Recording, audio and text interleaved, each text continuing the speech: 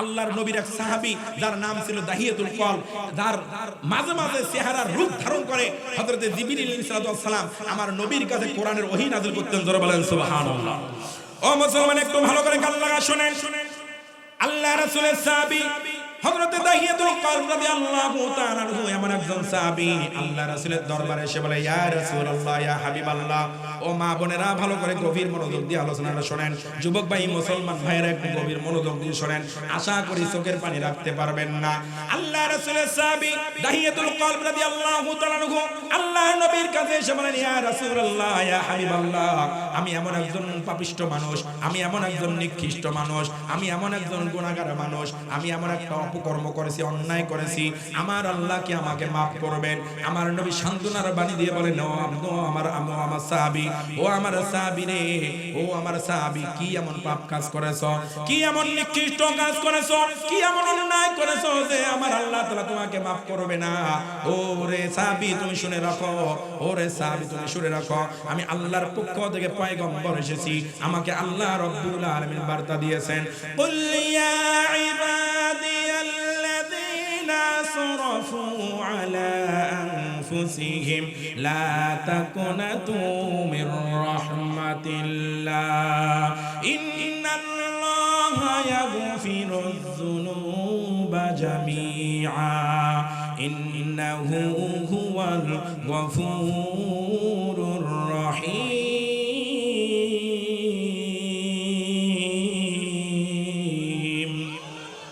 আল্লাহ রাসূল ডাক দিয়ে বলে, দাহিয়া, কি এমন অন্যায় কাজ করেছো, নাফরমানি করেছো, পাপের কাজ করেছো? আমার আল্লাহর বক্তব্য হলো, শুনে নাও, লা তাকনাতু মির রাহমাতিল্লাহ। বান্দারে যতই গুনাহ করো না কেন, যতই অন্যায় করো না কেন, যতই নাফরমানি করো না কেন, যতই তুমি পাপিষ্ট হও না কেন, আমার আল্লাহ তাআলার রহমত হইতে নিরাশ হইও না। ও বান্দারে, গুনাহ করেছো, নাফরমানি করেছো, অন্যায় করেছো, নিজের জীবনটাকে অন্যায় পথে ব্যয় করেছো, এখন বুঝতে পেরেছো আমার আল্লাহ তাআলার দরবারে যদি মাফ চাইতে পারো, তাহাজ্জুদের নামাজ পড়ে যদি চোখের পানি ফেলে কান্না করতে পারো, আমার আল্লাহ তাআলা বলেন, ইন্নাল্লাহা লা ইয়াগফিরুয যুনুবা জামিআ, আমি আল্লাহ রাব্বুল আলামিন ওই বান্দা বান্দির চোখের পানি বের হইতে দেরি হবে, ওই বান্দার জীবনের গুনাহ রাশি মাফ করে দিতে দেরি হবে না। আমার বন্ধুগণ, হযরত দাহিয়াতুল কলব ডাক দিয়ে বলে, ইয়া রাসূলুল্লাহ, ইয়া হাবিবাল্লাহ, আমার মেয়ে যখন আস্তে আস্তে করে বড় হওয়া শুরু করলো, হাঙ্গুর পড়া শুরু করলো, আস্তে আস্তে যখন আমার হাত ধরে হাঁটা চলাফেরা শুরু করলো, ইয়া রাসূলুল্লাহ, ইয়া হাবিবাল্লাহ, আপনি বিশ্বাস করবেন না, আমি যখন রাস্তা দিয়ে হাঁটি, আমার এই যে শাহাদাত আঙ্গুলখানা দেখতেছেন, এই আঙ্গুলখানা আমার ছোট্ট মেয়েটা এমন করে ছোট্ট হাত দ্বারা চেপে ধরে আমার সাথে সাথে হাঁটে। আল্লাহু আকবার। এখনো লক্ষ্য করে দেখবেন, ছেলে বাচ্চা অথবা মেয়ে বাচ্চা, যখন আপনি রাস্তায় হাঁটবেন, যখন আপনার বাচ্চা হাঁটা চলাফেরা শুরু করবে, হাঁটতে শিখবে, তখন দেখবেন আপনার আঙ্গুল ধরে ধরে আপনার সাথে হাঁটে। কথা বলেন ঠিক না ব্যাঠি? এই যে সন্তান আস্তে আস্তে করে বাবার সঙ্গে চলার উপযোগী হয়ে গেল, হযরত দাহিয়াতুল কলব ডাক দিয়ে বলে, ইয়া রাসূলুল্লাহ, ইয়া হাবিবাল্লাহ, যতই আমার সন্তান বড় হচ্ছে, ততই আমার সমাজের মধ্যে মুখ দেখাতে কষ্ট হচ্ছে, মানুষ আমাকে ঘৃণা করে, মানুষ আমাকে তুচ্ছ তাচ্ছিল্য করে। ইয়া রাসূলুল্লাহ, ইয়া হাবিবাল্লাহ, কিছুদিন যাওয়ার পর আমার কন্যা সন্তানের জবান থেকে মা বাবা ডাক ফুটলো, একটু একটু করে বাবা বাবা বলে ডাকে, মা মা বলে ডাকে, নানা নানা বলে ডাকে, দাদা দাদা বলে ডাকে, দিদি দিদি বলে ডাকে। ইয়া রাসূলুল্লাহ, ইয়া হাবিবাল্লাহ, তার জবান থেকে যখন আমি বাবা ডাকটা শুনি, আমার কলিজাটা ভরে যায়, অন্তরটা ভরে যায়। কিন্তু ইয়া রাসূলুল্লাহ, কিন্তু যখন আমি সমাজে বের হই, সমাজের মানুষ আমাকে তুচ্ছ তাচ্ছিল্য করে, সমাজে আমি মুখ দেখাইতে পারি না। ইয়া রাসূলুল্লাহ, কি করলাম? এই সমাজের মানুষের গিলানি সহ্য করতে না পেরে, মানুষের গিলানি সহ্য করতে না পেরে একদিন আমি সিদ্ধান্ত নিলাম, আমার বাচ্চাটাকে আমি দুনিয়া থেকে বিদায় করে দেব। ইয়া রাসূলুল্লাহ, ইয়া হাবিবাল্লাহ, কিন্তু কিভাবে করে দেব? আমার স্ত্রীকে ভুলিয়ে ভালিয়ে মিথ্যা সান্ত্বনা দিয়ে বললাম, তোমার সন্তানটাকে একটু সাজুগুজু করে দাও, সুন্দর করে পরিপাটি করে দাও, তাকে নিয়ে একটা বাসায় দাওয়াত খাইতে যাব। এমন ধোঁকা দিয়ে স্ত্রীকে বোকা বানিয়ে সুন্দর করে পরিপাটি বানিয়ে সন্তানটাকে নিয়ে রওনা হয়ে গেলেন। আমার বন্ধু পার্শ্ববর্তী একটা বাসা থেকে একটা কোদাল নিলেন, একটা রশিদারের মধ্যে নিলেন। কিছু দূর যাওয়ার পর ধুধু মরুভূমি। সন্তান ডাক দিয়ে বলে, বাবা বাবা বাবা, কোথায় নিয়ে যাচ্ছ আমাকে? বাবা ডাক দিয়ে বলে, মা, তোমাকে তোমার নানুর বাসায় দাওয়াত খাইয়ে দিয়ে যাচ্ছি। ছোট্ট মেয়ে ডাক দিয়ে বলে, ও বাবা, এইদিকে তো আমার নানুর বাসা বাসা না, এইদিকে তো আমার দাদুর বাসা না, তুমি আমাকে কোথায় নিয়ে যাচ্ছ? বাবা ডাক দিয়ে বলে, মা তুমি রাস্তা চেনো না, তুমি ছোট্ট মানুষ, এই দিক দিয়েও যাওয়া যায়। এমন করে ছোট্ট বাচ্চাকে ভুলিয়ে ভালিয়ে অনেক দূরে নিয়ে গেছেন। যাওয়ার পর ধুধু মরুভূমি, কোনো মানুষ নাই, কোনো মানুষ নাই, জনমানবহীন। আমার বন্ধুগণ ওই জায়গার মধ্যে কি গর্ত খনন করা শুরু করলো। প্রচন্ড রোদ, তাপমাত্রা। হযরতে দাহিয়াতুল কলব যখন গর্ত খনন করে, মাটি কোদাল দ্বারা যখন মাটিগুলো সরায়, বালুগুলো সরায়, তখন হযরতে দাহিয়াতুল কলব ঘেমে যায়, প্রচন্ড ক্লান্ত হয়ে যায়। ছোট্ট মেয়ে জামিলা ডাক দিয়ে বলে, বাবা কেন এত প্রচন্ড রোদের মধ্যে, প্রচন্ড রোদের মধ্যে কেন এত কষ্ট করতেছো? তুমি তো ঘেমে গেছো।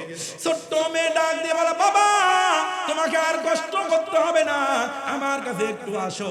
হযরতে দাহিয়াতুল রেস্ট করার জন্য একটু মেয়ের কাছে আসে। ছোট্ট মেয়ে তার পরনের জামা দিয়া বাবার কপালের ঘামটা মুছে দেয়। আল্লাহু আকবার। কপালের ঘামটা মুছে দেয়। হযরতে দাহিয়াতুল কলবের অন্তরটা চৌচির হয়ে যায়, ফেটে চৌচির হয়ে যায়। কিভাবে এই মেয়েকে দাফন করব? যখন গর্ত খনন করা শুরু শেষ হয়ে গেল, ছোট্ট মেয়ে ডাক দিয়ে বলে, বাবা কেন এত কষ্ট করে গর্ত খনন করতেছো? এখানে কি করবা? ছোট্ট মেয়ের কথার জবাবে দাহিয়া ডাক দিয়ে বলে, মা এখানে এমনি এমনি গর্ত করতেছি। যখন গর্ত খনন করা শেষ হয়ে গেছে, দাহিয়া তার সন্তানকে ডাক দিয়েছে, আমার কলিজার টুকরা সন্তান একটু কাছে আসো। ছোট্ট বাচ্চা কাছে এসেছে। আসার পর হযরত দাহিয়াতুল কলব আপনার গর্ত থেকে উঠেছেন। ওঠার পর মেয়েকে ডাক দিয়ে বলে, ও আমার কলিজার টুকরা সন্তান, দেখো তো গর্তটা কেমন হয়েছে। এই কথা বলার সঙ্গে সঙ্গে ছোট্ট মেয়ে জামিলা মাথাটা নিচু করে গর্তের দিকে তাকায় আছে। এমন সময় পাষণ্ড বাবা ঠাস করে ধাক্কা দিয়ে তার কলিজার টুকরা সন্তানকে গর্তে ফেলায় দিয়েছে। গর্তের মধ্যে ফেলায় দেওয়ার সঙ্গে সঙ্গে ছোট্ট মেয়ে হাউমাউ করে কান্না করে, বাবা আমাকে কেন গর্তের মধ্যে ফেলায় দিলা? এই যে আমি হাত বাড়া দিলাম, বাবা আমাকে টেনে তোলো, আমাকে এই গর্ত থেকে উঠাও। হযরতে দাহিয়ার ভিতরে এক বিন্দু পরিমাণ মায়া হয় না। হযরত দাহিয়াতুল কলব আস্তে আস্তে করে মাটি চাপা দেওয়া শুরু করলেন। ছোট্ট মেয়ে দাহিয়াতুল কলবের ছোট্ট মেয়ে জামিলা ডাক দিয়ে বলে, ও বাবা কেন আমাকে মাটি চাপা দিচ্ছ? আমার কষ্ট হচ্ছে, আমাকে একটু উঠাও। ও বাবা তুমি না আমার বাবা, তুমি না আমার বাবা। আমি জানি মা বাবার কাছে সন্তানের সবচেয়ে বড় আশ্রয়স্থল, তুমি কেন আমাকে মাটি চাপা দিচ্ছ? দাহিয়াতুল কলব কোনো কথা করণের মধ্যে নেয় না। মাটি চাপা দিতে দিতে দিতে কোমর পর্যন্ত মাটি চাপা দিয়েছে। ছোট্ট মেয়ে জামিলা বুঝতে পেরেছে, ডাক দিয়ে বলে, বাবা ও বাবা আমি বুঝতে পেরেছি, আমি তোমার মেয়ে সন্তান, কন্যা সন্তান। সমাজে কন্যা সন্তান হলে মা বাবা মুখ দেখাইতে পারে না, হয়তো এই জন্য আপনি আমাকে দুনিয়া থেকে বিদায় করে দিচ্ছেন, হত্যা করতেছেন। বাবা তোমার কাছে অনুরোধ, ও বাবা তোমার কাছে আবদার, আমাকে হত্যা করবেন না, আমাকে এখান থেকে বাঁচিয়ে দেন। আমি মক্কা ছেড়ে মদিনা ছেড়ে অনেক দূরে চলে যাব, কোনোদিন আপনাকে বাবা বলে পরিচয় দেব না। ও বাবা তারপর আমাকে হত্যা করো না। দাহিয়াতুল কলব এত পাষণ্ড মানুষ, এত জঘন্য হৃদয়ের মানুষ, এত পাষাণ দিলের মানুষ, শক্ত পাথর দিলের মানুষ, তার ভিতরে মায়া কাজ করে না। আস্তে আস্তে করে আবারও বালু চাপা দেওয়া শুরু করলো। আস্তে আস্তে বালু চাপা দেওয়া শেষ পর্যন্ত যখন গলা পর্যন্ত বালু হয়ে গেছে, মাটি চাপা দেওয়া হয়ে গেছে, ছোট্ট মেয়ের কান্না বেড়ে গেছে। হাতটা কোন রকম বের করে আঙ্গুলটা বের করে দিয়েছে।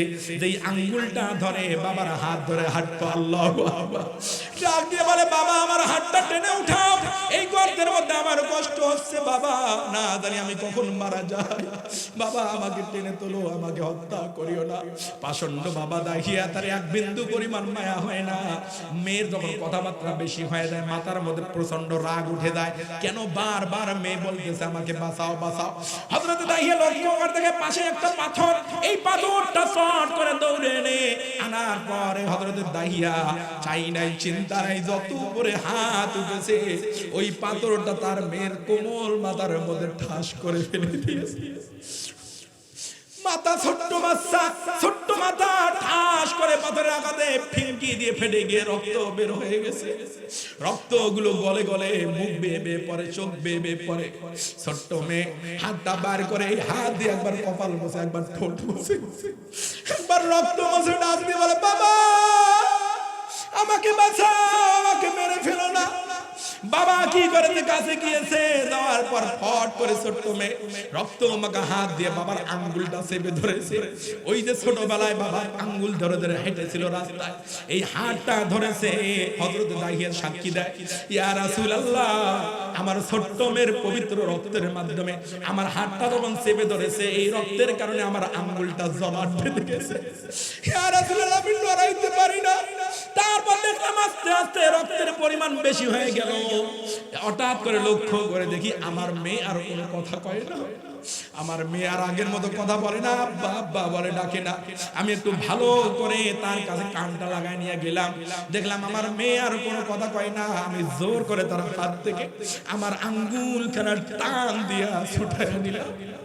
ইয়া রাসূলুল্লাহ, ইয়া হাবিবাল্লাহ, আপনি বিশ্বাস করবেন না, গোলাপের পাপড়ির মতো তার সুন্দর ঠোঁটগুলো বিড়বিড় বিড়বিড় করে নড়ে।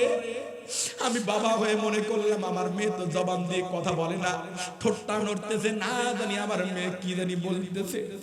বাবা কানটা কানের মধ্যে ঠোঁটের কাছে নিয়ে গিয়ে বাবা শুনতে পায় এখনো জামিলা বলে, বাবা আমাকে বাঁচা, বাবা আমাকে বাঁচা, আমাকে মেরো না। ইয়া রাসূলুল্লাহ, তবু আমার মায়া হয় নাই। পরে কি করেছি, বাকি মাটিটুকু চাপা দিয়া আমি দূরে চলে গেছি। দূরে যতই আগাই আমার পা মনে হয় আমার পিছন দিকে ফিরে আসে। ইয়া রাসূলুল্লাহ, ইয়া হাবিবাল্লাহ, সামনে যত আগাই পিছন থেকে ডাক তত মনে হয় গভীর হয়ে যায়। বাবা বাবা বলে ধ্বনি হয়ে যায়, প্রকম্পিত হয়ে যায়। ইয়া রাসূলুল্লাহ, আমি একটাবার পিছনের দিকে আর তাকাইলাম না, বাড়িতে চলে গেলাম। যাওয়ার পর প্রাণের বিবিকে সান্ত্বনা দিলাম, ওগো প্রাণের প্রিয়তমা বিবি, তোমার সন্তানকে নিয়ে দাওয়াত খাইতে গেছিলাম, পথিমধ্যে একটা হিংস্র বাঘ এসে তোমার সন্তানকে নিয়ে গেছে। আমি চেষ্টা করেছি বাঁচার জন্য, এই দেখেন আমার হাতের মধ্যে রক্ত, আমি চেষ্টা করে রক্ষা করতে পারি নাই। ওগো প্রাণের প্রিয়তমা বিবি, প্রাণের প্রিয়তমা ডাক দিয়ে বলে, ওগো আমার স্বামী, আমি মা, আমি তো বুঝি তুমি আমার সন্তানকে নিশ্চয় হত্যা করেছো। এই সমাজ মেয়ে সন্তানকে মেনে নেয় না, এই জন্য তুমি হত্যা করে মিথ্যা কথা বলতেছো। হযরত দাহিয়াতুল কওম রাত্রির মধ্যে ঘুমায় গেছেন, হঠাৎ করে স্বপ্নের মধ্যে সন্তান বাবা বাবা বলে চিৎকার করতেছে। হযরত দাহিয়াতুল কওম লাফ মেরে বিছানা থেকে উঠে দৌড় মেরে আবার কবরস্থানে চলে গেছেন। ওই যেখানে দাফন করেছেন, জীবন্ত কবর দিয়েছেন, ওইখানে চলে গেছেন। যাওয়ার পরে এখনো মনে হয় ধুধু মরুভূমির মধ্যে একটা শব্দ কানে বাজে, বাবা আমাকে বাঁচাও, বাবা আমাকে বাঁচাও। আল্লাহু আকবার।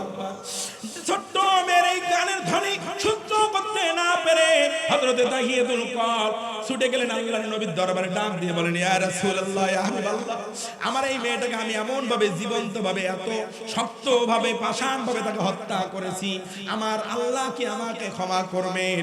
আমার নবী ডাক দিয়ে বলে, দাহিয়া, তুমি জাহালাতের কারণে এই হত্যাকাণ্ড ঘটিয়েছো। যেদিন আমি রাসূলের হাতে হাত রেখে কালেমা পড়েছ, লা ইলাহা ইল্লাল্লাহু মুহাম্মাদুর রাসূলুল্লাহ। কুরআনুল কারীমের মধ্যে সুন্দর করে দলিল দিচ্ছেন আল্লাহ রাব্বুল আলামিন, সুন্দর করে সূরা বানী ইসরাঈলের 39 নম্বর 31 নম্বর আয়াতের মধ্যে সুন্দর করে দলিল দিচ্ছেন। 15 নম্বর পারা 4 নম্বর পৃষ্ঠা 2 নম্বর লাইন 4 নম্বর রুকুর মধ্যে আল্লাহ তাআলা সুন্দর করে জানিয়ে দেন, ওয়ালা তাকতুলু আওলাদাকুম খাশিয়াতা ইমলাক নাহনু নারযুকুহুম ওয়া ইয়্যাকুম ইন্না কাতলাহুম কানা খিতআন কাবীরা।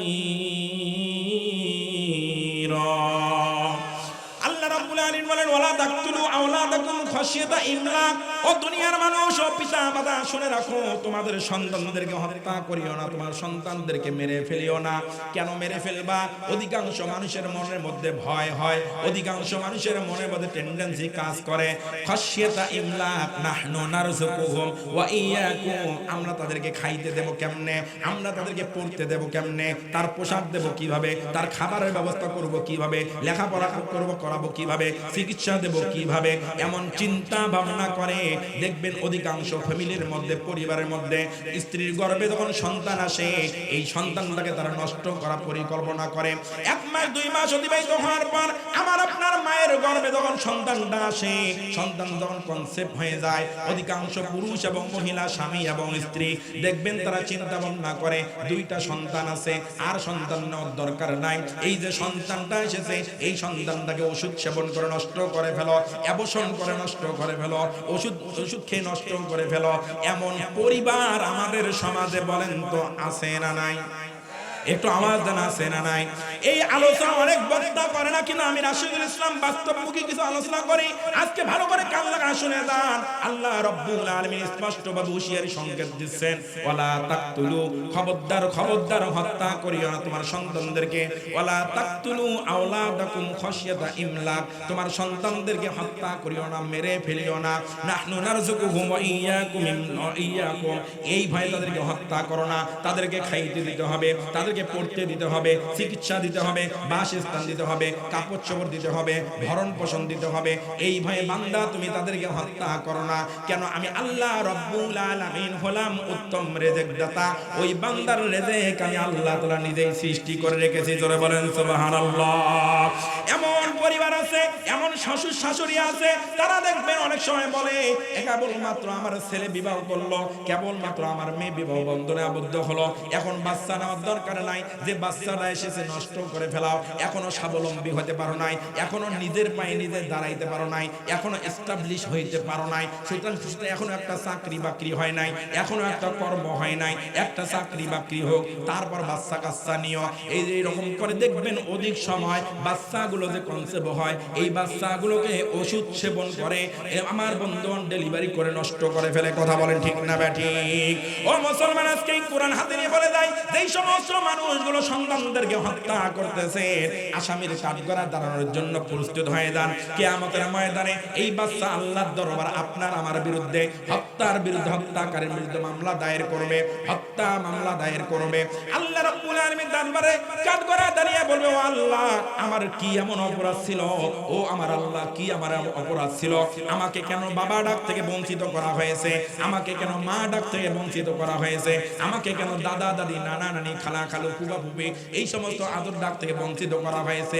ও আমার আল্লাহ, আমাকে কেন দুনিয়ার মুখ দেখা থেকে বঞ্চিত করা হয়েছে? আমি কি এমন অপরাধ করেছিলাম? আমাকে দুনিয়ায় আসার আগে আমাকে পেটের মধ্যেই নষ্ট করে দেওয়া হয়েছে, মৃত্যু হত্যা করা হয়েছে। আজকে যে মা বাবা আমাকে হত্যা করেছে, তাদেরকে আজকে সামনে আনেন। ওই মা বাবা হবে কিয়ামতের ময়দানে হত্যাকারীর মামলার আসামি। জোরে বলেন নাউজুবিল্লাহ। আমার বন্ধুগণ, এখন বলেন তো, মা বাবার প্রথম দায়িত্ব সন্তানকে হত্যা করা না জীবন প্রদান করা? জীবন দেওয়ার মানে আবার উল্টা পাল্টা বুঝিয়েন না। অনেক মানুষ আছে হুজুর কোন কথায় ভুল করে। জীবন দেওয়ার মালিক কে? আমাদের জীবন দেওয়ার মালিক কে? কিন্তু আপনাকে চেষ্টা করতে হবে বাচ্চাটা যাতে কোনো ক্রমে নষ্ট না হয়ে যায়। এই সেফটি দেওয়া, এই নিরাপত্তা দেওয়ার দায়িত্ব প্রাথমিক অবস্থায় প্রথম মা বাবার। কথা বলেন ঠিক না ঠিক?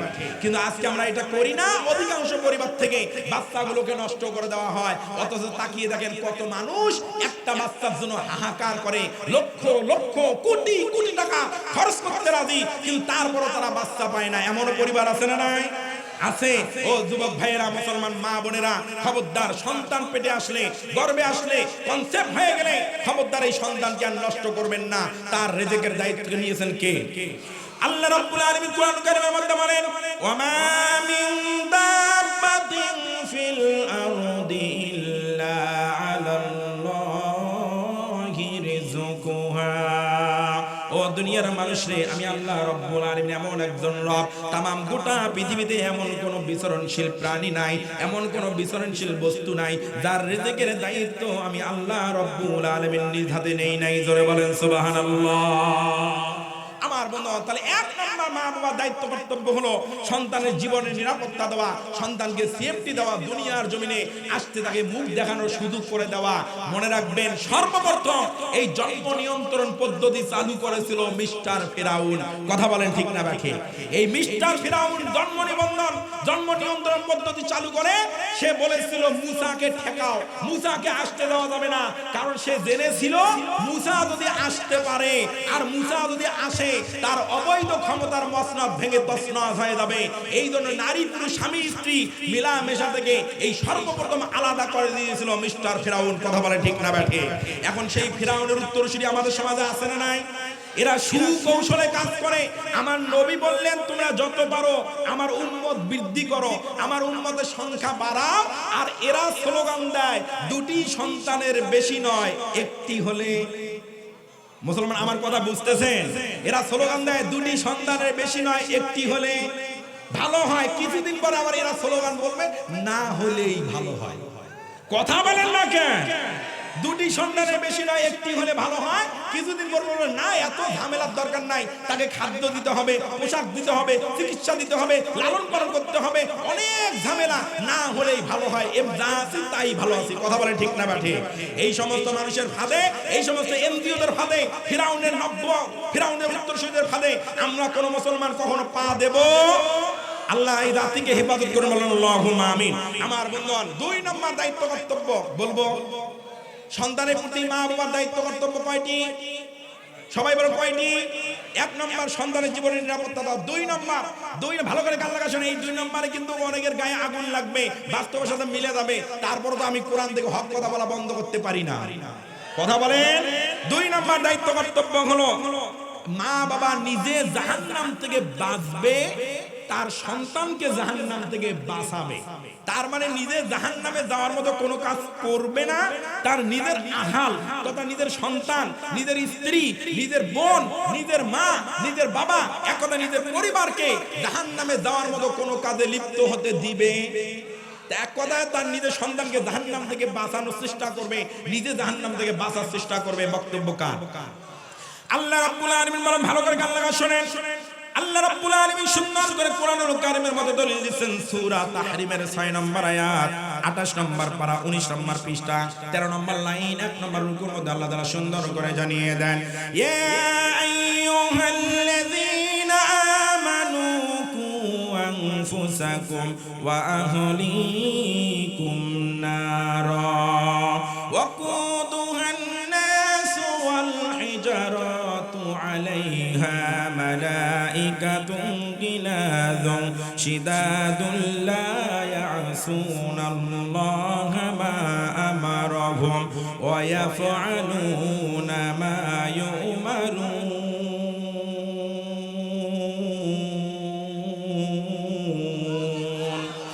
আল্লাহ রাব্বুল আলামিন বলেন, ইয়া আইয়ুহাল্লাযীনা আমানু, সর্বপ্রথম হরফে মুশাব্বাবিল ফিল ব্যবহার, হরফে নিদা ব্যবহার করেছেন। ইয়া, হে দুনিয়ার ঈমানদাররা, ইয়া আইয়ুহাল্লাযীনা আমানু, হে ঈমানদারগণ, কু আনফুসাকুম ওয়া আহলিকুম নারা, তুমি নিজের জাহান্নামের আগুন থেকে বাঁচাও, তোমার আহালকে জাহান্নামের আগুন থেকে বাঁচাও।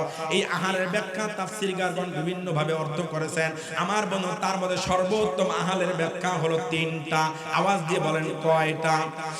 1 নম্বর আহালের ব্যাখ্যা হলো, আমার বন্ধু ভালো করে কান লাগা শুনে, আপনি যে পরিবারে বসবাস করেন, আপনার অধীনে যারা থাকে, আপনার মা বাবা, আপনার ভাই বোন, আপনার ছেলে মেয়ে, আপনার স্ত্রী, এটা হলো 1 নম্বর আহালের ব্যাখ্যা। তার মানে আপনি নিজে জাহান্নাম থেকে বাঁচবেন, আপনার স্ত্রী, আপনার ছেলে মেয়ে, আপনার ভাই বোন, আপনার মা বাবাকে জাহান্নামের আগুন থেকে বাঁচাবেন। এটা হলো আহালের 1 নম্বর ব্যাখ্যা।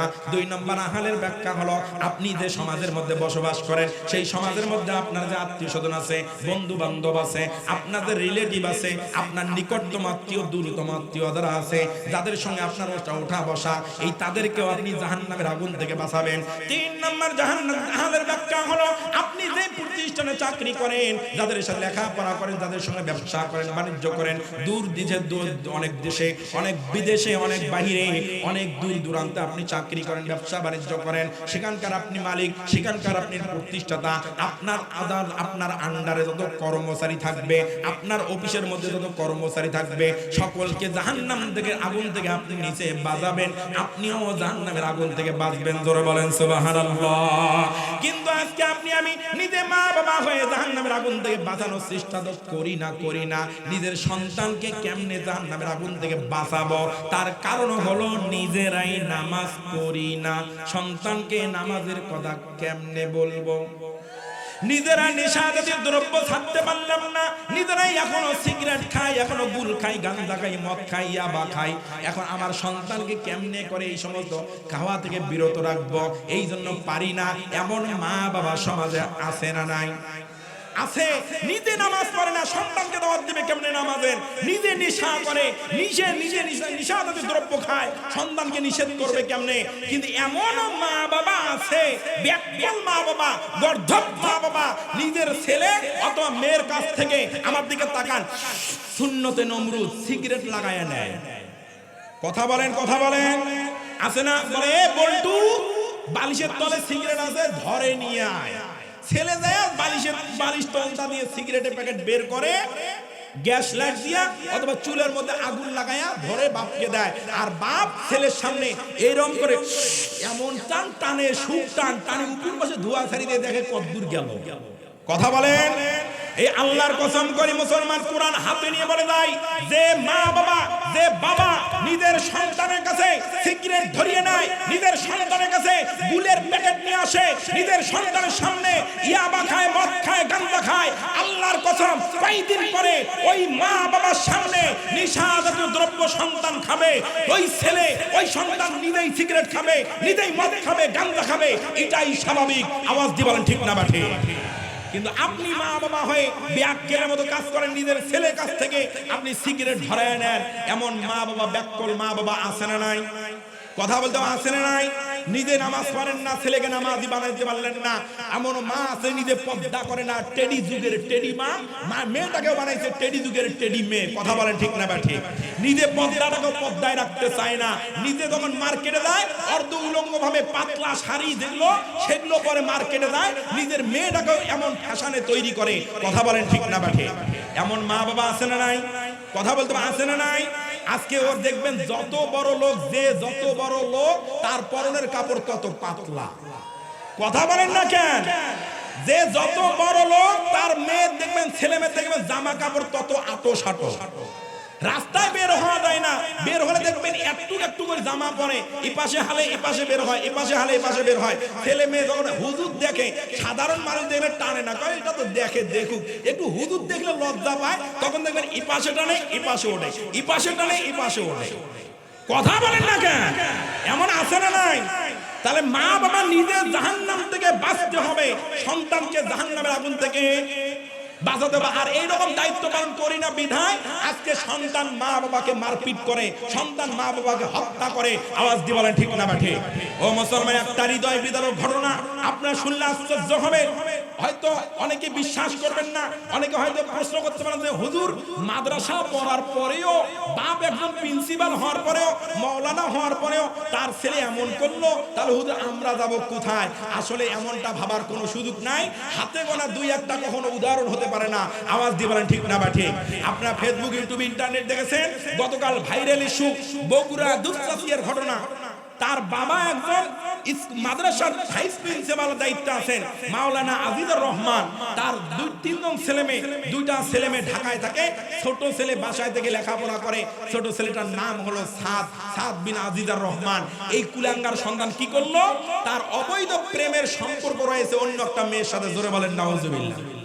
প্রেম, এইরকম প্রেম প্রীতি আমাদের সমাজে আছে না নাই? অবৈধ প্রেম করে আরেকটা মেয়ের কাছে, এবং এই মোবাইলের মাধ্যমে ক্যাসিনো জুয়া খেলে মা বাবার কাছে প্রতিটা দিন টাকা চায়, এবং বাবার পকেট থেকে প্রতিদিন 500-1000 টাকা করে চুরি করে। মা বুঝতে পারে এই টাকা তো বাহিরে কেউ নেয় না, আমার সন্তানই নেয়। মা একটু তাকে টাইটে রাখছে, শাসনে রেখেছে। মায়ের কাছে টাকা চাইছে, মা টাকা দেয় নাই, জানে ছেলে নষ্ট করবে, মেয়েকে নিয়ে গিয়ে পার্কে পার্কে ঘুরবে। এই মা প্রেমে বাধা কেন দিয়েছে? কেন তাকে ক্যাসিনো জুয়া খেলার টাকা দেয় নাই? এই কুলাঙ্গার সন্তান সকালে মার কাছে টাকা চেয়ে খাওয়া না খেয়ে মাদ্রাসা চলে গেছে, মা টাকা দেয়নি। এই রাত করে মাদ্রাসায় চলে যাওয়ার পর, মাদ্রাসায় ক্লাস হওয়ার পর 11টার সময় টিফিন দিয়েছে। এই সন্তান বাসায় এসেছে, বাসায় আসার পর কি করেছে? বাসার তালা খুলে দেখে মা তো অনেক দরদি মা, সন্তান না খেয়ে মাদ্রাসা গেছে। মা একটু রান্না বান্নার কাজে ব্যস্ত, আমার কলিজার টুকরা সন্তান এসে খাইতে যাবে, আমি খাইতে দেব। মা রান্নার কাজে ব্যস্ত, কোটাকুটি নিয়ে ব্যস্ত। সন্তান পিছন থেকে এসে তাকে গলা জাপটিয়ে ধরে, শ্বাস রোধ করে মাকে হত্যা করেছে। জোরে বলেন নাউজুবিল্লাহ। ও মুসলমান, শুধু এখানেই ক্ষান্ত নয়, মাকে হত্যা করে মায়ের হাত পা পিছনে ওড়না বা রশি দিয়ে বেঁধে কুলাঙ্গার সন্তান, নিজের মা গর্ভবতী মাকে ডিপ ফ্রিজের মধ্যে দেখেন না, নরমাল ডিপ থাকে না, এই ডিপের মধ্যে মাকে ঢুকায় রেখেছে।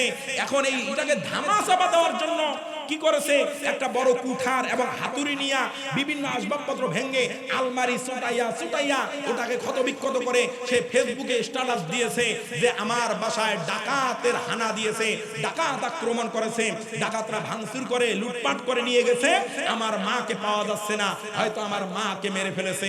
আবার কিছুক্ষণ পর সে নিজেই ডিপ ফ্রিজ খুলে মায়ের লাশ বের করে দেয়, আবার ফেসবুকে পোস্ট করে আমার মায়ের জানাজা কাহালুর মধ্যে আসরের নামাজের পরে এমন করে ফেসবুকে পোস্ট করে মায়ের জন্য সবার কাছে দোয়া চালো, অথচ সে নিজেই তার আপন মায়ের খুনি। জোরে বলেন নাউজুবিল্লাহ। ও মুসলমান, একটু চিন্তা করেছেন কতটুকু হৃদয় বিদারক ঘটনা, যে মা নিজে তাকে দুনিয়ার মুখ দেখাইলো, সেই মাকে দুনিয়ার থেকে বিদায় করে দিল। আচ্ছা বলেন, এমন কুলাঙ্গার সন্তান আমাদের ঘরে ঘরে হোক, এটা কি আমরা চাই? সবাই আওয়াজ চাই? এমন সন্তান থাকার সাথে না থাকাই ভালো। এই জন্য বলা হয় দুষ্ট গরুর চাইতে শূন্য গোয়াল ভালো। কথা বলেন ঠিক না বা ঠিক? এই যে আপনি মা বাবা হয়তো যথাযথ দায়িত্ব পালন না করেন, তাহলে আপনার সন্তান হবে বিপদগামী, আপনার সন্তান হবে নেশাখোর, আপনার সন্তান হবে মদখোর, আপনার সন্তান হবে জুয়াখোর, আপনার সন্তান হবে উদ্ভট টাইপের, আপনার সন্তান হবে লুচ্চা, আপনার সন্তান ময়মুরব্বিকে সম্মান করবে না, মা বাবাকে সম্মান করবে না, আলেমদেরকে সম্মান করবে না, ইসলাম নিয়ে বাজে মন্তব্য করবে, আলেম ওলামা নিয়ে বাজে মন্তব্য করবে। কথা বলেন ঠিক না বা ঠিক? তাহলে 2 নম্বর দায়িত্ব মা বাবার, সন্তানকে নিজে জাহান্নাম থেকে বাঁচা, সন্তানকে জাহান্নামের আগুন থেকে বাঁচানোর চেষ্টা করার দরকার আছে না নাই? আওয়াজ দেন, দরকার আছে না নাই? মুসলমান আছে। এই জন্য মা বাবাকে প্রথম দায়িত্ব পালন করতে হবে।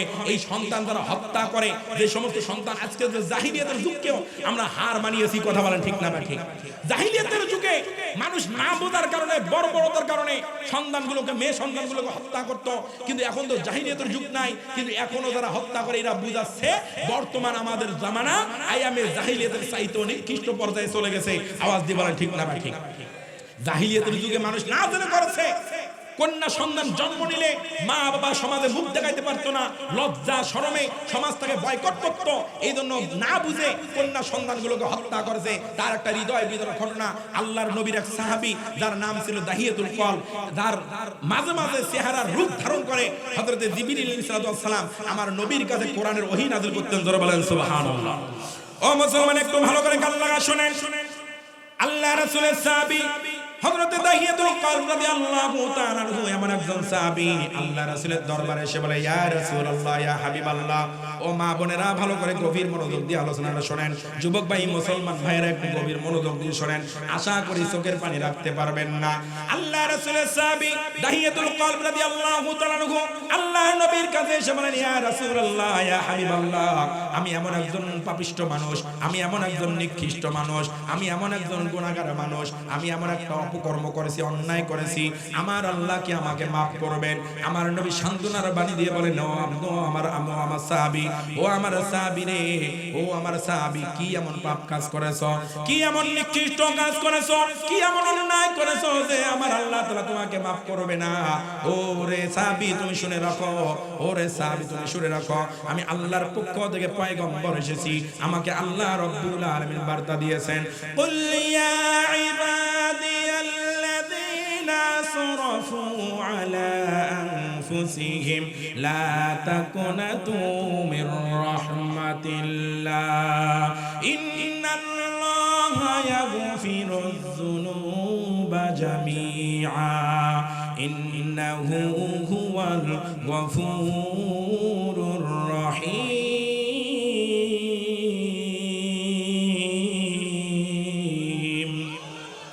আল্লাহ রাসূল ডাক দিয়ে বলে, দাহিয়া, কি এমন অন্যায় কাজ করেছো, নাফরমানি করেছো, পাপের কাজ করেছো?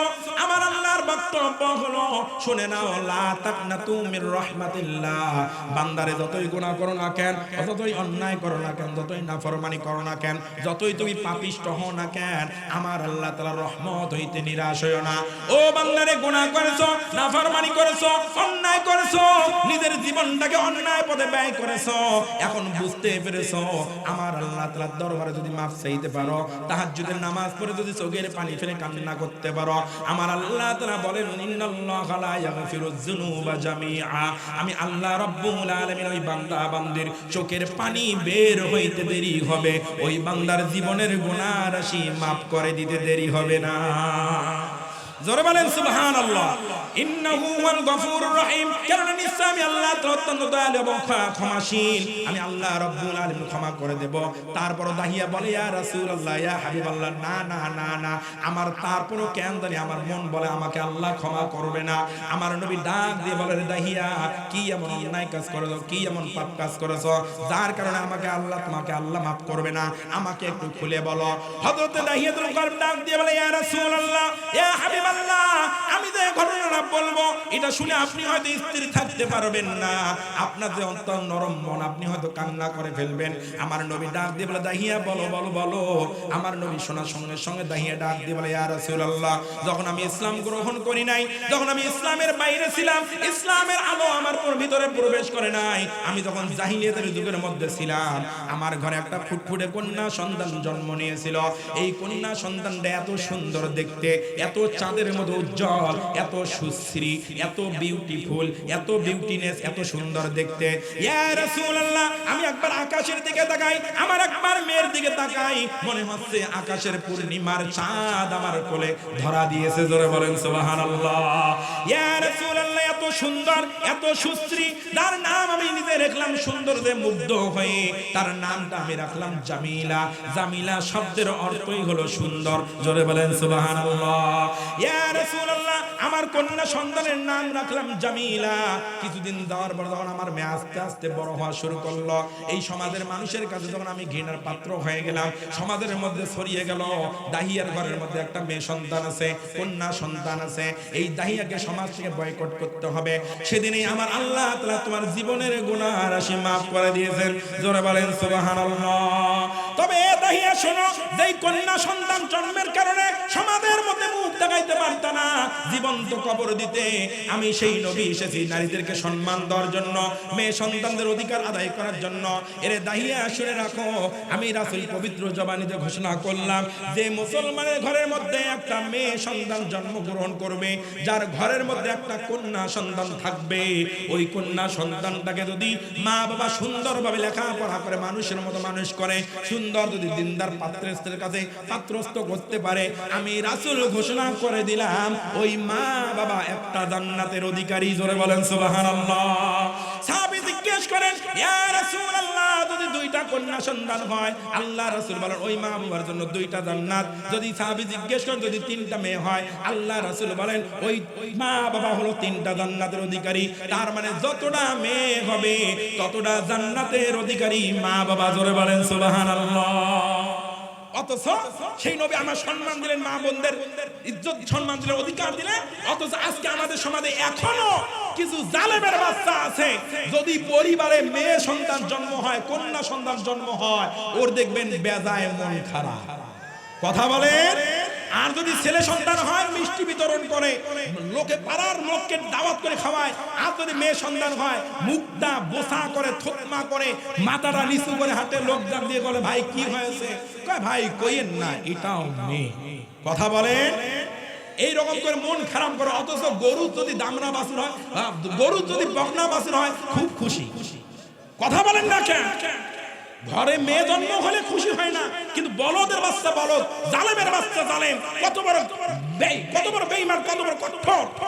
কিন্তু গরুর বাচ্চা যদি বকনা বাছুর হয় খুব খুশি হয়, কিন্তু ঘরের মধ্যে মেয়ে বাচ্চা হলে বেজার হয়ে যায়, মুখটা কালো হয়ে যায়। কথা বলেন ঠিক না ঠিক? ও মুসলমান, তাহলে বলেন আমার নবী নারীদের সম্মান দিয়েছেন না কমিয়েছেন?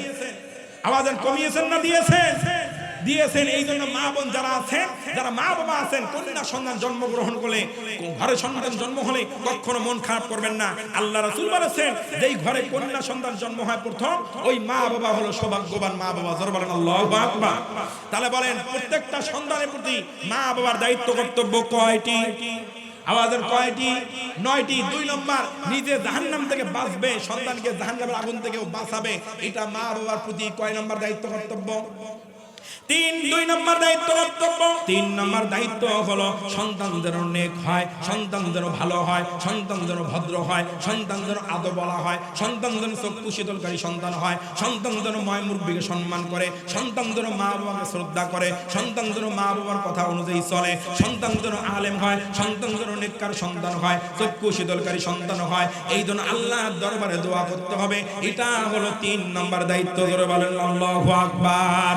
আল্লাহ রাব্বুল আলামিন কোরআন কারীমের মধ্যে সুন্দর করে সূরা ফুরকানের ৭৪ নম্বর আয়াত, 19 নম্বর পারা, 5 নম্বর পৃষ্ঠা, 6 নম্বর লাইন, 6 নম্বর রুকুর মধ্যে আল্লাহ তাআলা সুন্দর করে দলিল দেন, রব্বানা হাব লানা মিন আজওয়াজিনা ওয়া যুররিয়াতিনা কুররাতা আ'য়ুনিন ওয়াজআলনা লিল মুত্তাকিনা ইমামা। করবে রব্বানা হাবলানা মিন আজওয়াজিনা, আয় আল্লাহ আমার স্ত্রীর জন্য দোয়া করবে, আয় আল্লাহ আমার স্ত্রী গর্ভে যে সন্তান আসতেছে এই সন্তানটাকে নেক সন্তান বানায়া দাও, কুররাতা আয়ুনিন চক্ষু শীতলকারী বানায়া দাও। শুধু তাই নয়, আজকে আমার আল্লাহ তাআলা বললেন বান্দা নিজের স্ত্রীর জন্য দোয়া করবে, কিন্তু আমাদের সমাজে এমনও স্বামী পাওয়া যায় জীবনে স্ত্রীর জন্য দোয়া করে না। আছে না নাই? আওয়াজ আছে না নাই? জীবনে স্বামী হয়ে দোয়া করে না, স্ত্রী অসুস্থ হলে জীবনে দোয়া করে না, আরো কয়টা কতক্ষণে মরে রে আর একটা বিয়ে করমু রে। কথা বলেন।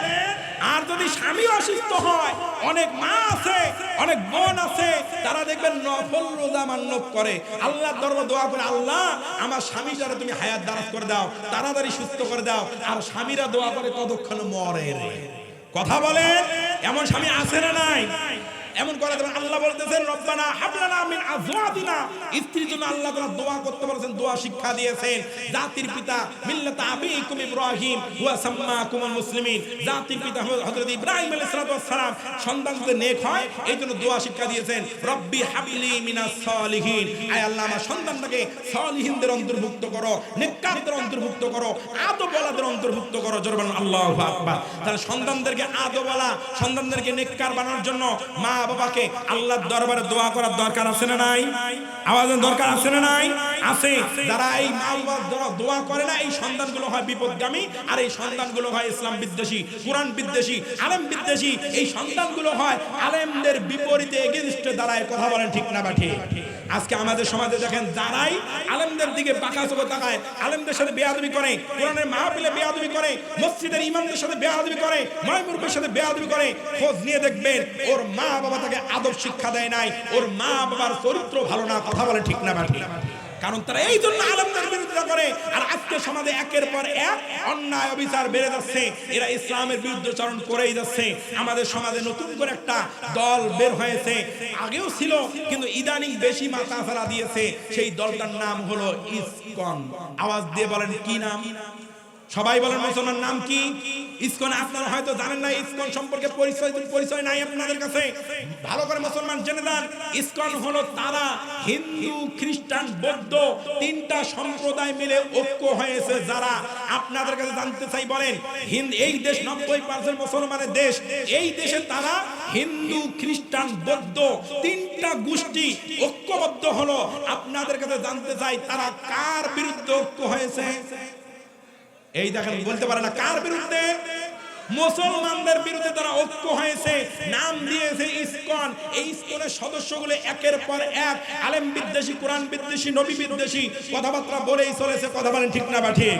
শুধু তাই নয়, ওরা মুসলমানদের ঈমান আমল টেস্ট করার জন্য মাঝে মাঝে এমন জায়গায় আঘাত করে আপনি আমি চুপ থেকে যাই। এই জন্য তারা মাথা আছাড়া দিয়েছে। নতুন করে একটা তারা বার্তা দিয়েছে।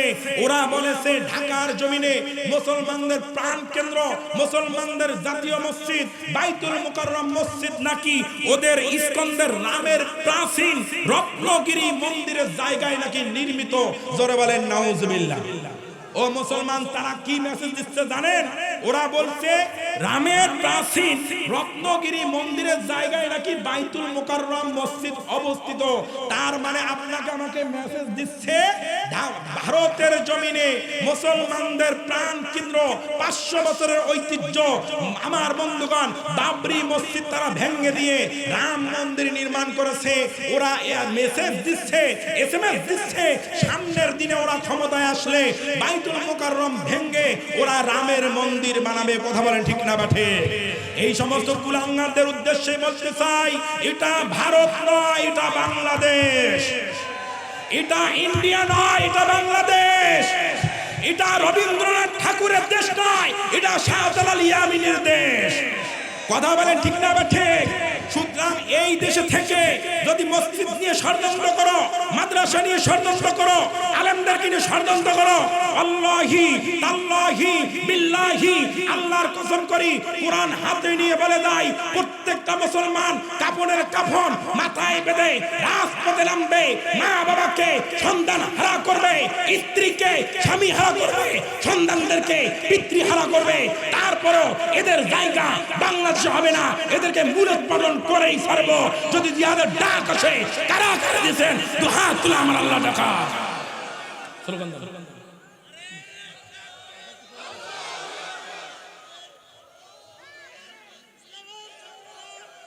হ্যাঁ, এই হলো মুসলমানের শক্তি, মুসলমানের স্লোগান। পাশে মশা বসে থাকলে মশাও নড়বে না। আর শাহজালাল ইয়ামিন রহমতুল্লাহ আলাইহির তাকবীর শুনে গৌর গোবিন্দর বিল্ডিং পর্যন্ত ধসে পড়ছে। কথা বলে ঠিক না বা ঠিক? মুসলমান একটু জাগ্রত হন। আর কতকাল ঘুমাবেন? ওই চোর বাসায় আসলে কি করে জানেন? চোর বাসায় আসলে প্রথমে চুরি করে না, মালিক জাগনা আছে কিনা এটা দেখার জন্য টেস্ট করে, একটা ঢিল ছড়ে টিনের মধ্যে। অনেকে বলতে পারেন যে হুজুর এই টেকনিক আপনি শিখলেন কই থেকে? চোরের কাছ থেকে জেনেছি। ওরা ঢিল দেয়, যদি মালিক জাগনা থাকে মালিক একটু গলা হাসে দেয়, চোরের 12টা বেজে যায়, পাতলা পায়খানা শুরু হয়। কথা বলে ঠিক না বাঠে? কারণ তখন চোর আর চুরি করে না, মালিক জাগনা আছে, হুঁশিয়ার সাবধান। কারণ সামান্য একটু গলা হাসা দেওয়ার কারণে চোর সাবধান হয়ে যায়। ও মুসলমান, আজকে নবীর বিরুদ্ধে কথা বলে, ইসলামের বিরুদ্ধে কথা বলে, আলেমদের বিরুদ্ধে কথা বলে, তুমি এখন ওহো করে একটা শব্দ করো না। আপনি আমি যদি ওহো করে একটা শব্দ করতে পারি, আল্লাহর কসম ইসলাম বিদ্বেষীদের ডায়রিয়া শুরু হয়ে যাবে। কথা বলেন ঠিক না বাঠে? তাহলে আপনাকে আমাকে ইমানি দীপ্তে চেতনায় উজ্জীবিত হওয়ার দরকার আছে না নাই? আমাদের আছে না নাই? দেখি তো এবার একটা স্লোগান দিবেন, সর্বশক্তি একত্রে করে স্লোগান দিবেন। আশেপাশে তুই একটা যদি নাস্তিক মুরতাদ বেঈমান ডানপন্থী বামপন্থী থাকে, এরা যেমন এই তেলা পোকা ওই পোকা ছার পোকা এরা যেমন পালায়, এমন করে যেন পালাতে বাধ্য হয়। এমন একটা জোরে তাকবীর দিতে পারবেন না ইনশাআল্লাহ? দেন দিয়ে একটা তাকবীর দেন দিয়ে। লিল্লাহে তাকবীর, লিল্লাহে তাকবীর। कुरान सुन्ना सिखाने, कुरान सुन्ना सिखाने, आलेम उलमा सिखाने, সুদ ঘুষ सिखाने। দেখেন অনেকে বলবো আমরা আছি শিখানে, সুদ ঘুষ सिखाने। লিল্লাহে তাকবীর, লিল্লাহে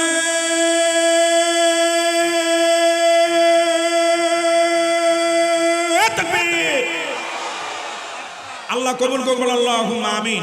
সম্মানিত উপস্থিতি, বলতেছিলাম প্রত্যেকটা সন্তানের প্রতি মা বাবার দায়িত্ব কর্তব্য কয়টি? সবাই আমাদের কয়টি? 9টি। চলতেছে কয় নম্বর? 3 নম্বর বাকি আছে। এখন কয়টি বলা সম্ভব হচ্ছে না। আমাকে সময়, নির্দিষ্ট সময় দেওয়া হয়েছে, সে সময় পার হয়ে যাচ্ছে। আমার আলোচনা লং আলোচনা, দীর্ঘ আলোচনা। আপনাদের দোয়া আমি অধম গুণাগার বিভিন্ন জায়গায় প্রধান মেহমান হিসেবে যাই, সেখানে কি আলোচনা করে মজা পাই, শ্রোতারাও মজা পায়, কিন্তু আলোচনা ছাড়লে পাবলিকও মজা পায় না, আমিও মজা পাই না। কথা বলেন ঠিক না ব্যাঠি? তো ইনশাআল্লাহ যাই হোক, যতটুকু আলোচনা হয়েছে, আমি প্রথমে একটা কথা বলতে ভুলে গিয়েছিলাম, আলোচনা হবে কম, আমল হবে। সবাই আমাদের আলোচনা হবে কম, আলোচনা হবে কম, আমল হবে। আল্লাহ হবেন খুশি, আমরা হব জান্নাতবাসী। আল্লাহু আকবার। আমার বন্ধু, তাহলে এই জান্নাতে যাই কারা কারা? হাত তোলেন তো, লিল্লাহি তাকবীর। হ্যাঁ, হাত তোলা দাম দাও। মাশাআল্লাহ, কত সুন্দর জান্নাতি পরিবেশ। আল্লাহ কবুল করুন, আল্লাহুম্মা আমিন। হাত নামান। তাহলে বলতেছিলাম প্রত্যেকটা সন্তানের জন্য পিতা মাতার দায়িত্ব কর্তব্য হলো 9টা। 3 নম্বর হলো সন্তান যেন নেক হয়, সন্তান যেন ভালো হয়, এই জন্য মা বাবা আল্লাহর দরবারে মা বাবাকে দোয়া করতে হবে। আমার বন্ধুগণ এবার আসেন, আমার বন্ধুগণ 4 নম্বর দায়িত্ব কর্তব্য আমার হয়তো বলার সময় হবে না, এখন বলতে চাই মা বাবা যদি সৎ হয় সন্তানটাও সৎ হবে, মা বাবা যদি ভালো হয় সন্তানটাও ভালো হবে। একটা এক্সাম্পল দেই, আপনাদের আশেপাশে ইটের ভাটা আছে না নাই? ইট বানাইতে গেলে একটা জিনিস ব্যবহার করে কাঠের, এটার নাম কি? ফর্মা। সবাই বলেন নাম কি? ফর্মা। আচ্ছা আপনারা বিবেকবান মানুষ বলবেন, ফর্মাটা যদি সোজা হয় ইটটা কেমন হবে? সোজা। আর ফর্মাটা যদি আঁকা বাঁকা তেরা বেড়া হয় ইটটা কেমন হবে? তেরা বেড়া হবে। মা বাবা যদি সোজা হয় ভালো হয় সন্তানটা ভালো হবে, কারণ মা বাবা হলো সন্তান বানানোর ফ্যাক্টরি। কথা বলেন ঠিক না বা ঠিক? আর মা বাবা যদি উল্টা পাল্টা হয় তেরা বেড়া হয় ঝাঁকা নাকা তেরে মেরে হয় সন্তানটাও ঝাঁকা নাকা তেরে মেরে হবে। কথা বলেন ঠিক না বা ঠিক? এই জন্য মা বোনদের যারা মা আছে বিশেষ করে সন্তান গর্ভে রাখেন এদের উদ্দেশ্যে বলবো, মা আপনার এই পেটটা অত্যন্ত দামি পেট, এই পেটটা অত্যন্ত দামি, এই সাইন্সি পেট অত্যন্ত দামি, কারণ এই পেট থেকে অসংখ্য আল্লাহর ওলি বের হয়েছে, অসংখ্য কোরআনের হাফেজ বের হয়েছে, এই পেট থেকে চরমনায় পিসা হুজুর বের হয়েছে, এই পেট থেকে সারসিনা পিসা হুজুর বের হয়েছে, এই পেট থেকে আব্দুল কাদের জিলানী বের হয়েছে, এই পেট থেকে খাজা মঈনুদ্দিন চিশতি বের হয়েছে, এই পেট থেকে শাহজালাল আলী ইয়ামানী রাহমাতুল্লাহ আলাইহি বের হয়েছে, এই পেট থেকে অসংখ্য নবী রাসূল পয়গম্বর বের হয়েছে।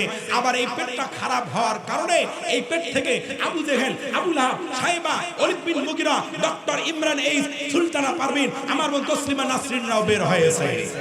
কথা বলেন ঠিক না বা ঠিক? তাহলে এই পেটটা দামি হওয়ার দরকার আছে না নাই? মা বোনেরা ভালো করে কান লাগা শোনেন, আপনার এই আলোচনা গুরুত্ব করে শেষ করতেছি। এই পেটটা যত দামি হবে সন্তানটা তত দামি হবে, আর পেটটা তত খারাপ হবে সন্তানটা তত খারাপ হবে। আমার বন্ধুগণ মেডিকেল সায়েন্স প্রমাণ করতেছে। এতক্ষণ আলোচনা শুনলেন আল্লাহর কোরআন থেকে, এবার শুনেন একটু মেডিকেল সায়েন্স থেকে। এই মা বোনেরা যে মা বোনেরা গর্ভবতী হয়, যে মায়ের গর্ভের মধ্যে আপনি আমি ছিলাম, এই মায়ের গর্ভের মধ্যে আপনি আমি যে জায়গার মধ্যে ছিলাম এই জায়গাটা হলো মেডিকেল সায়েন্স বলতেছে এই জায়গাটা হলো মাত্র 10 ইঞ্চি লম্বা। যে থলির মধ্যে আপনি ছিলাম এই থলিটা হলো মাত্র 10 ইঞ্চি লম্বা, 10 ইঞ্চির আর উপরে বাড়ে না। কিন্তু যখন মায়ের গর্ভে সন্তান আসে 1 মাস 2 মাস 3 মাস 4 মাস 5 মাস 6 মাস 7 মাস যখন বাচ্চার বয়স হয়ে যায়, মেডিকেল সায়েন্স প্রমাণ করতেছে, আমেরিকার বিজ্ঞানী বলতেছেন সন্তানের বয়স হয়ে যায় যখন 7 মাস তখন বাচ্চার লম্বা চৌড়া দৈর্ঘ্য প্রস্থ হয়ে যায় 10 ইঞ্চি লম্বা। জোরে বলেন সুবহানাল্লাহ। মায়ের গর্ভের মধ্যে জরায়ুর মধ্যে যে থলির মধ্যে আপনি আমি ছিলাম এই থলিটা মাত্র 10 ইঞ্চি লম্বা, আর বেশি বাড়ে না। কিন্তু আপনার আমার বয়স যখন হয়ে যায় 7 মাস তখন আপনার লম্বা চৌড়া দৈর্ঘ্য প্রস্থ হয়ে যায় 10 ইঞ্চি লম্বা। এখন আপনাকে আমাকে মায়ের গর্ভে থাকতে হবে 3 মাস, এই 3 মাসে সন্তান আরো বাড়বে 5 মিটার। আল্লাহু আকবার। এই 5 ইঞ্চি বাড়বে, 5 ইঞ্চি লম্বা হবে। এখন মায়ের যে গর্ভের মধ্যে আপনি আমি থাকি, যে থলির মধ্যে থাকি, এটা হলো মাত্র 10 ইঞ্চি লম্বা, আর লম্বা হয় না। এখন সন্তান আরো 5 ইঞ্চি লম্বা হবে কিভাবে? আর 3 মাস মায়ের গর্ভের মধ্যে থাকবে। মেডিকেল সায়েন্স প্রমাণ করেছে সন্তানের বয়স যখন হয়ে যায় 8 মাস বয়স, সন্তানের তখন লম্বা চৌড়া দৈর্ঘ্য প্রস্থ হয়ে যায় 12 ইঞ্চি। আল্লাহু আকবার। ওই যে মায়ের থলির মধ্যে 10 ইঞ্চি জায়গা আর বেশি হয় না, তখন আমার আল্লাহ তাআলা কি করেন? সন্তানের পা দুটো নিয়ে গিয়া মায়ের কলিজার নিচ বরাবর ফিট করে দেন। জোরে বলেন সুবহানাল্লাহ।